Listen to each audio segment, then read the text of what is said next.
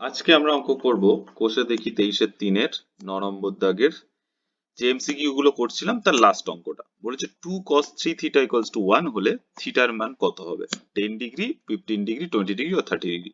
কি দেয়া আছে না, বলা আছে 2 cos 3 থিটা ইকুয়ালস টু 1। ওকে, তো এখান থেকে আমরা কি পাচ্ছি? cos 3 theta equals to half. এখন cos এর কত ডিগ্রির মান হাফ? আমরা জানি cos 0 ডিগ্রি থেকে শুরু করে যদি আমরা 90 ডিগ্রি অবধি যাই তাহলে হাফের মান কত ডিগ্রিতে হয়? cos 60 এর মান হাফ না? cos 60 ডিগ্রির মান হচ্ছে হাফ।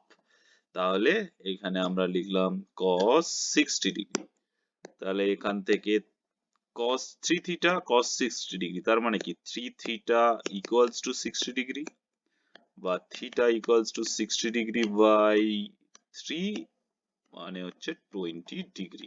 এটা হচ্ছে থিটার ভ্যালু। তো এখান থেকে এই সি এর ভ্যালুটা এখানে ঠিক 20 ডিগ্রি।